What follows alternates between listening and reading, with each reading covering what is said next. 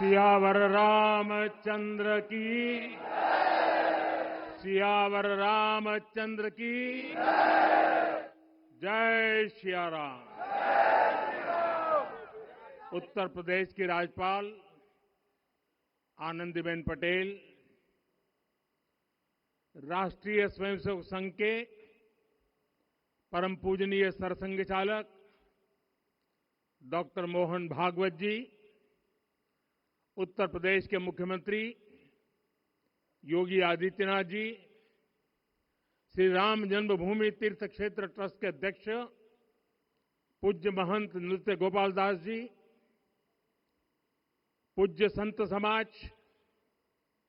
यहां पधारे सभी भक्तगण, देश और दुनिया से इस ऐतिहासिक पल के साक्षी बन रहे कोटि कोटि राम भक्त, देवी और सज्जनों, आज अयोध्या नगरी भारत की सांस्कृतिक चेतना के एक और उत्कर्ष बिंदु की साक्षी बन रही है।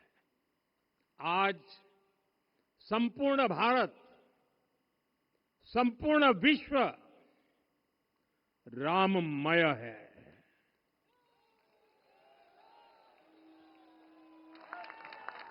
हर राम भक्त के हृदय में अद्वितीय संतोष है, असीम कृतज्ञता है, अपार अलौकिक आनंद है। सदियों के घाव भर रहे हैं, सदियों की वेदना आज विराम पा रही है, सदियों का संकल्प आज सिद्धि को प्राप्त हो रहा है। आज उस यज्ञ की पूर्णाहुति है जिसकी अग्नि 500 वर्ष तक प्रज्वलित रही, जो यज्ञ एक पल भी आस्था से डिगा नहीं, एक पल भी विश्वास से टूटा नहीं। आज भगवान श्री राम के गर्भगृह की अनंत ऊर्जा, श्री राम परिवार का दिव्य प्रताप इस धर्म ध्वजा के रूप में इस दिव्यतम भव्यतम मंदिर में प्रतिष्ठापित हुआ है। और साथियों, ये धर्म ध्वजा केवल एक ध्वजा नहीं, ये भारतीय सभ्यता के पुनर्जागरण का ध्वज है। इसका भगवा रंग, इस पर रचित सूर्यवंश की ख्याति, वर्णित ओम शब्द और अंकित कोविदार वृक्ष राम राज्य की कीर्ति को प्रतिरूपित करता है। ये ध्वज संकल्प है, ये ध्वज सफलता है, ये ध्वज संघर्ष से सृजन की गाथा है, ये ध्वज सदियों से चले आ रहे स्वप्नों का साकार स्वरूप है। ये ध्वज संतों की साधना और समाज की सहभागिता की सार्थक परिणति है। साथियों, आने वाली सदियों और सहस्त्र शताब्दियों तक ये धर्म ध्वज प्रभु राम के आदर्शों और सिद्धांतों का उद्घोष करेगा। ये धर्म ध्वज आह्वान करेगा, सत्यमेव जयते नानृतम, यानी जीत सत्य की ही होती है, असत्य की नहीं। ये धर्म ध्वज उद्घोष करेगा, सत्यम एक पदम ब्रह्म सत्य धर्म प्रतिष्ठित, अर्थात सत्य ही ब्रह्म का स्वरूप है, सत्य में ही धर्म स्थापित है। ये धर्म ध्वज प्रेरणा बनेगा, प्राण जाए पर वचन न जाहि, अर्थात जो कहा जाए वही किया जाए।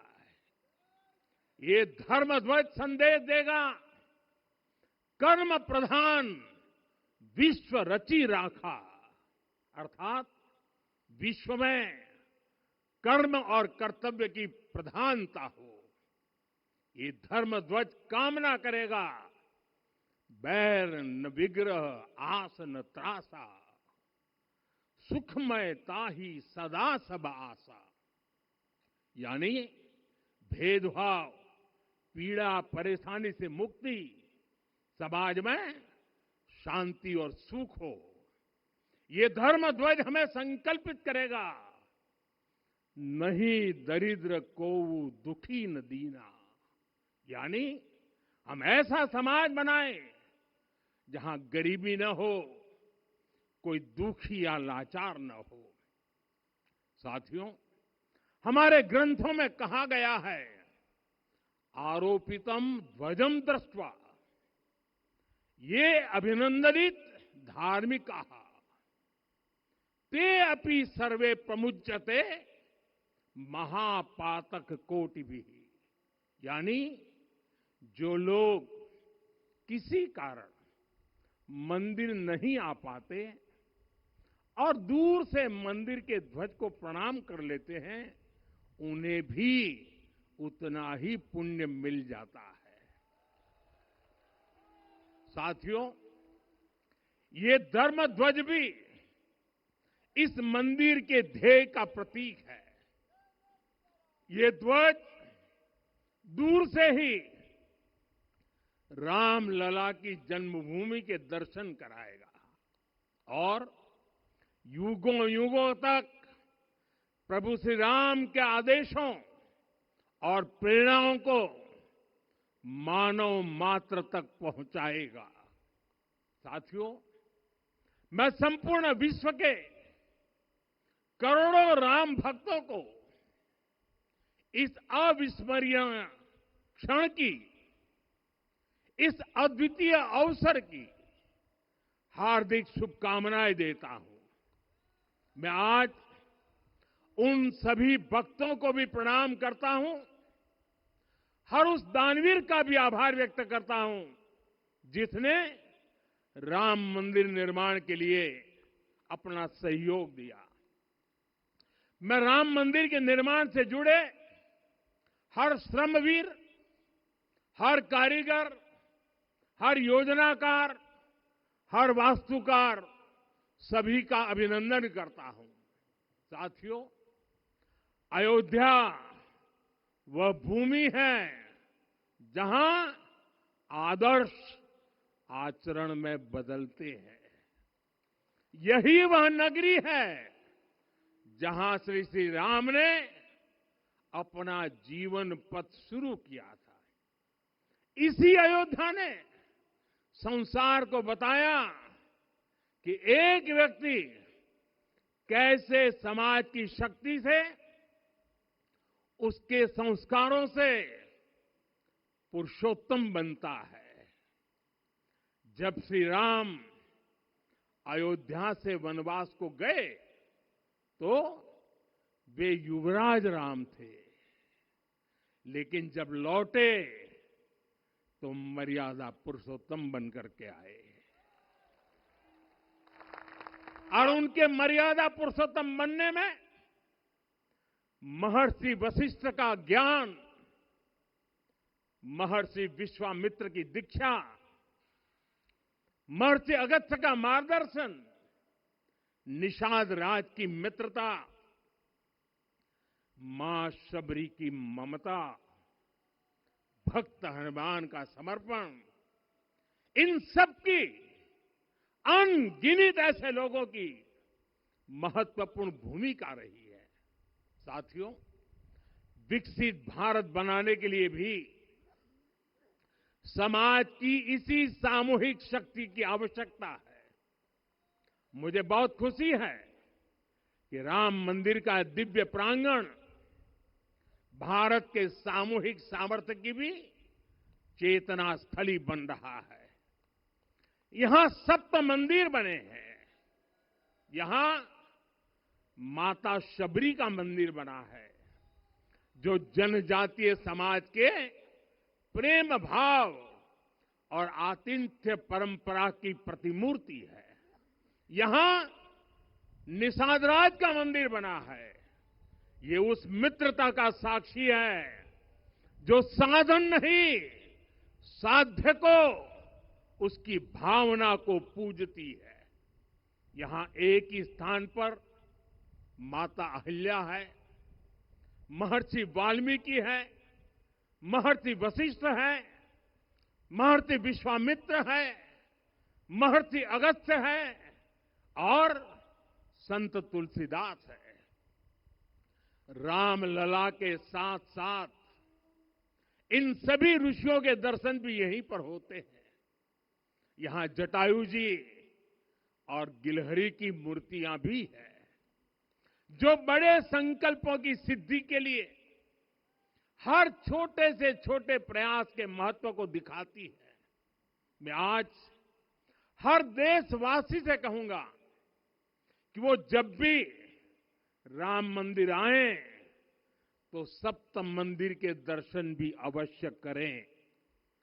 ये मंदिर हमारी आस्था के साथ साथ मित्रता, कर्तव्य और सामाजिक सद्भाव के मूल्यों को भी शक्ति देते हैं। साथियों, हम सब जानते हैं हमारे राम भेद से नहीं, भाव से जुड़ते हैं। उनके लिए व्यक्ति का कुल नहीं, उसकी भक्ति महत्वपूर्ण है। उन्हें वंश नहीं, मूल्य प्रिय है। उन्हें शक्ति नहीं, सहयोग महान लगता है। आज हम भी उसी भावना से आगे बढ़ रहे हैं। पिछले 11 वर्षों में महिला, दलित, पिछड़े, अति पिछड़े, आदिवासी, वंचित, किसान, श्रमिक, युवा, हर वर्ग को विकास के केंद्र में रखा गया है। जब देश का हर व्यक्ति, हर वर्ग, हर क्षेत्र सशक्त होगा, तब संकल्प की सिद्धि में सबका प्रयास लगेगा। और सबके प्रयास से ही 2047 जब देश आजादी के 100 साल मनाएगा, हमें 2047 तक विकसित भारत का निर्माण करना ही होगा। साथियों, रामलला की प्राण प्रतिष्ठा के ऐतिहासिक अवसर पर मैंने राम से राष्ट्र के संकल्प की चर्चा की थी। मैंने कहा था कि हमें आने वाले 1000 वर्षों के लिए भारत की नींव मजबूत करनी है। हमें याद रखना है, जो सिर्फ वर्तमान का सोचते हैं वो आने वाली पीढ़ियों के साथ अन्याय करते हैं। हमें वर्तमान के साथ साथ भावी पीढ़ियों के बारे में भी सोचना है, क्योंकि हम जब नहीं थे ये देश तब भी था, जब हम नहीं रहेंगे ये देश तब भी रहेगा। हम एक जीवंत समाज है, हमें दूरदृष्टि के साथ ही काम करना होगा। हमें आने वाले दशकों, आने वाली सदियों को ध्यान में रखना ही होगा। और साथियों, इसके लिए भी हमें प्रभु राम से सीखना होगा। हमें उनके व्यक्तित्व को समझना होगा। हमें उनके व्यवहार को आत्मसात करना होगा। हमें याद रखना होगा, राम यानी आदर्श, राम यानी मर्यादा, राम यानी जीवन का सर्वोच्च चरित्र, राम यानी सत्य और पराक्रम का संगम। दिव्य गुणे शक्र समो रामः सत्य पराक्रमः। राम यानी धर्म पथ पर चलने वाला व्यक्तित्व। रामः सत्पुरुषो लोके सत्यः सत्यपरायणः। राम यानी जनता के सुख को सर्वोपरि रखना। प्रजा सुखत्वे चंद्रस्य।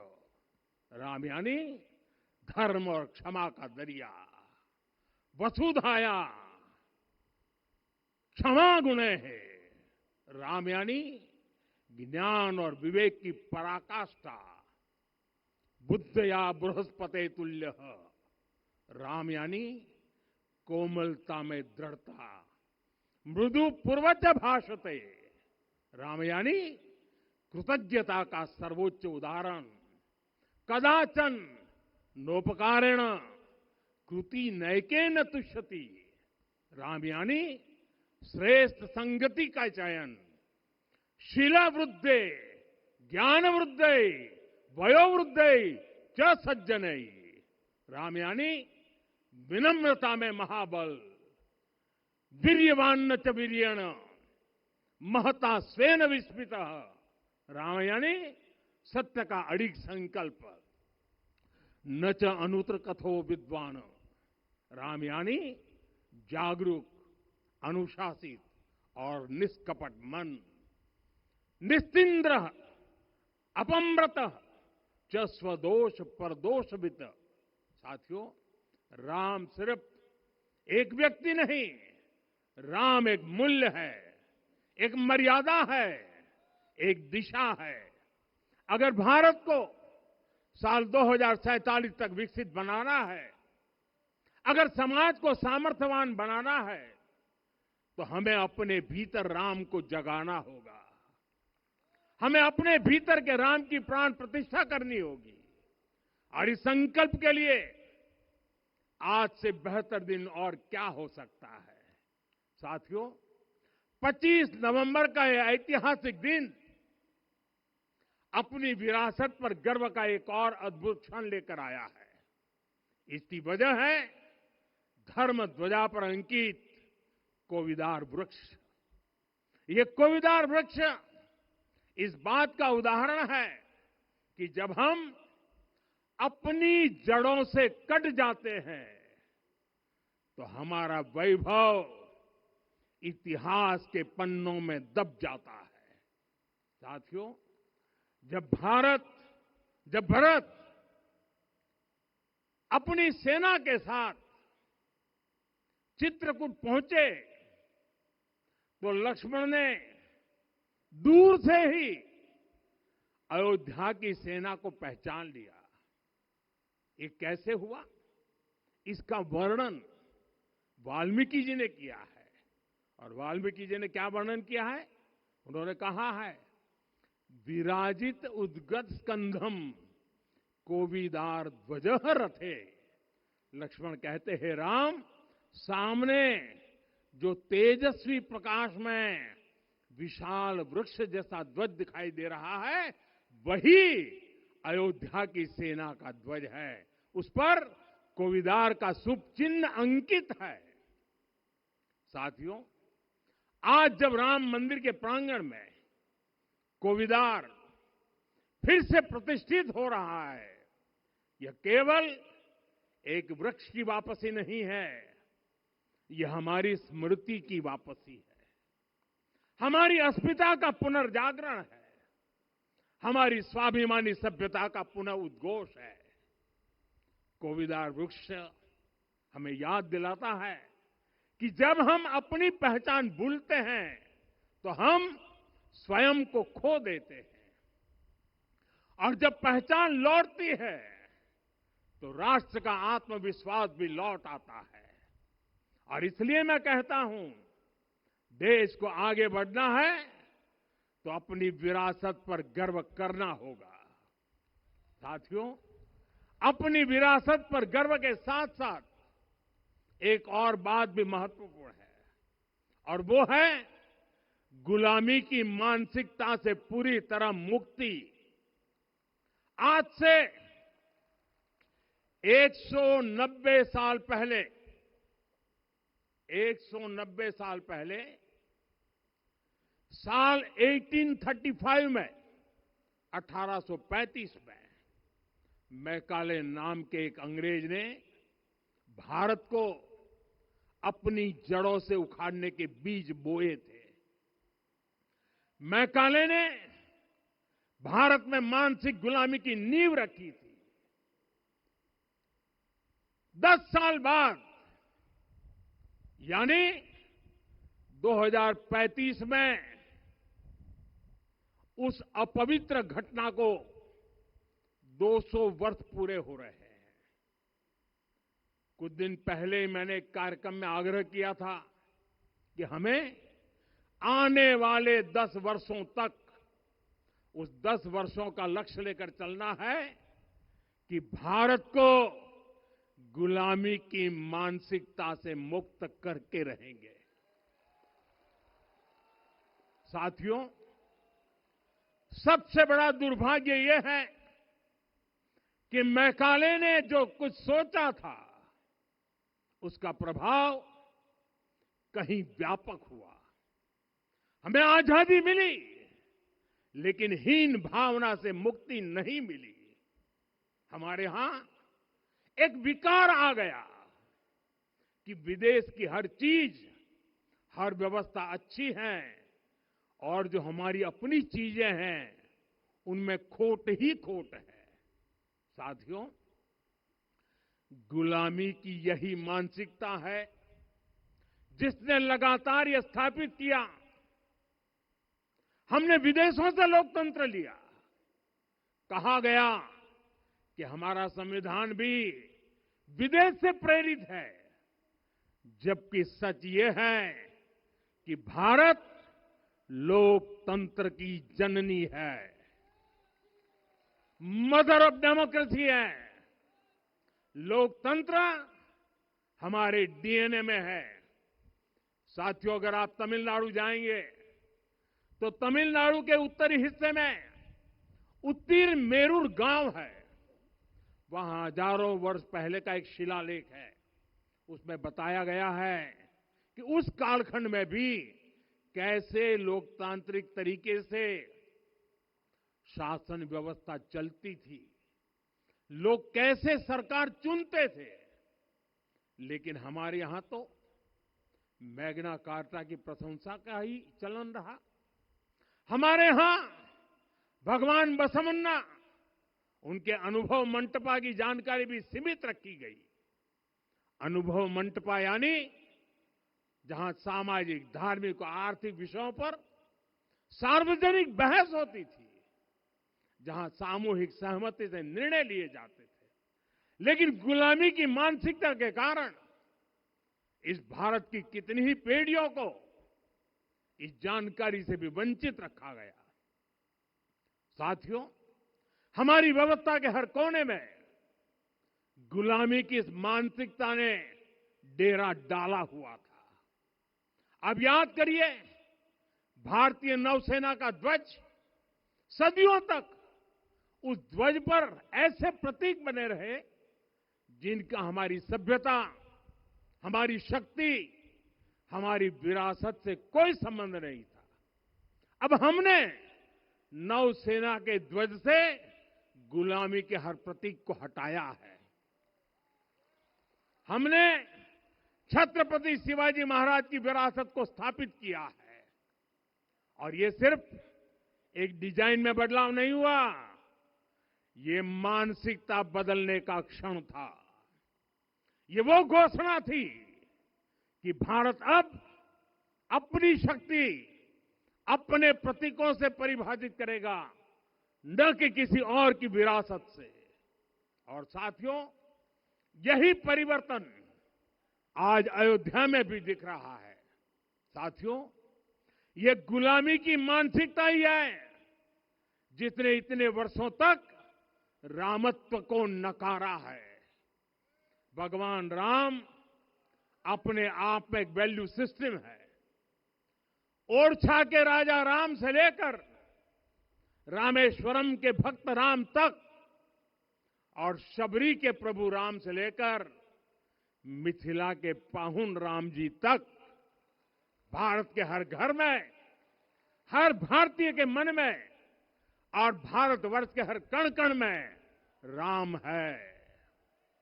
लेकिन गुलामी की मानसिकता इतनी हावी हो गई कि प्रभु राम को भी काल्पनिक घोषित किया जाने लगा।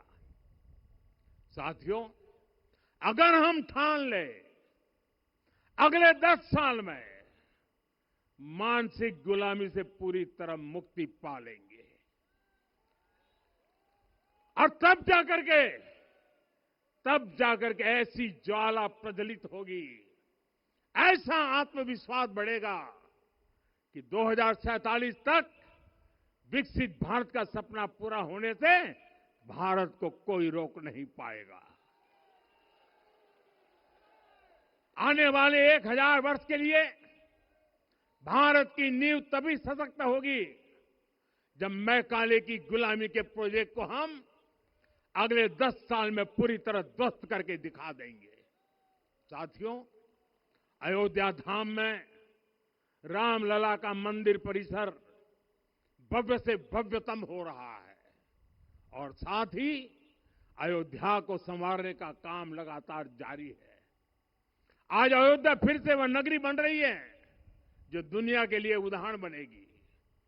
त्रेता युग की अयोध्या ने मानवता को नीति दी। 21वीं सदी की अयोध्या मानवता को विकास का नया मॉडल दे रही है। तब अयोध्या मर्यादा का केंद्र थी, अब अयोध्या विकसित भारत का मेरुदंड बनकर उभर रही है। साथियों, भविष्य की अयोध्या में पौराणिकता और नूतनता का संगम होगा। सरयू जी की अमृत धारा और विकास की धारा एक साथ बहेगी। यहां आध्यात्म और आर्टिफिशियल इंटेलिजेंस दोनों का तालमेल दिखेगा। राम पथ, भक्ति पथ और जन्मभूमि पथ से नई अयोध्या के दर्शन होते हैं।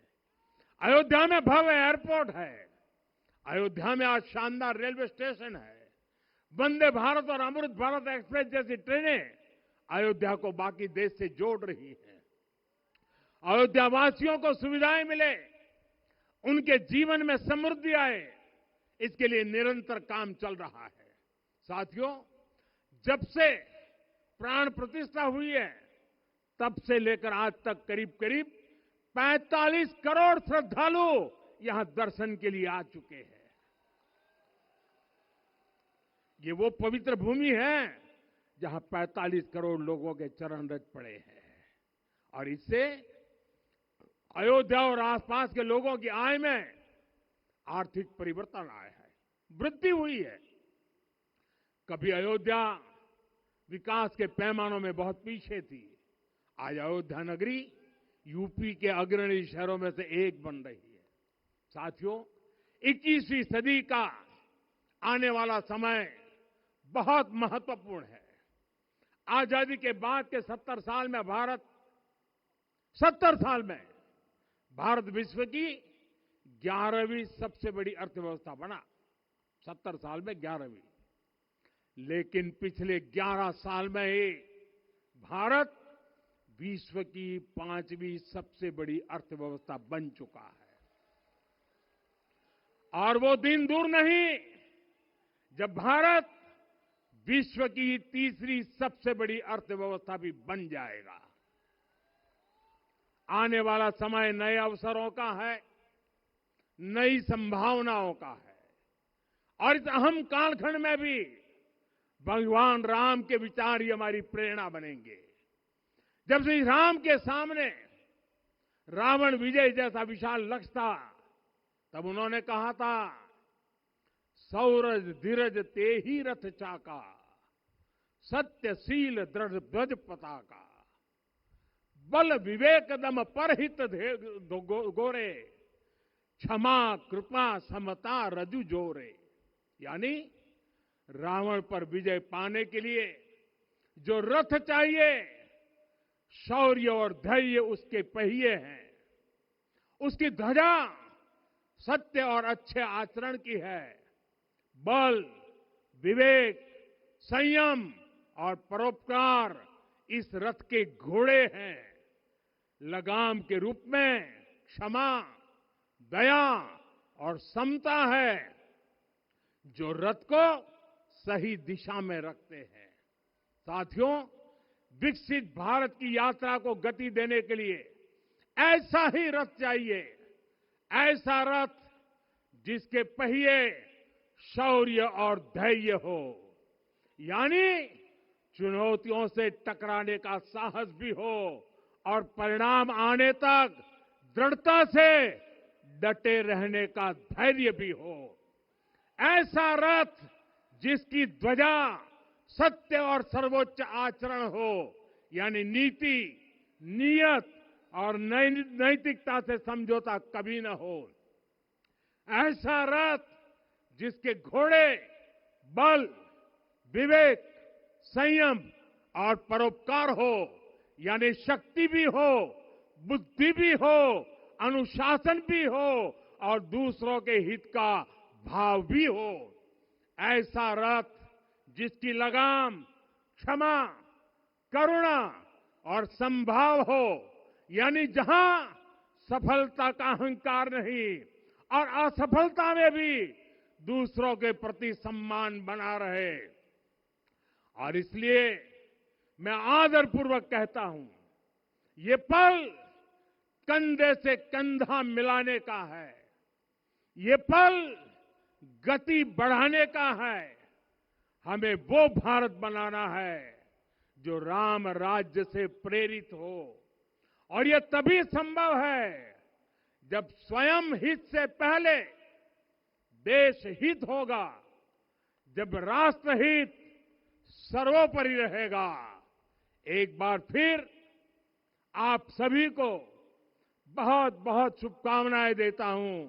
जय सिया राम, जय सिया राम, जय सिया राम।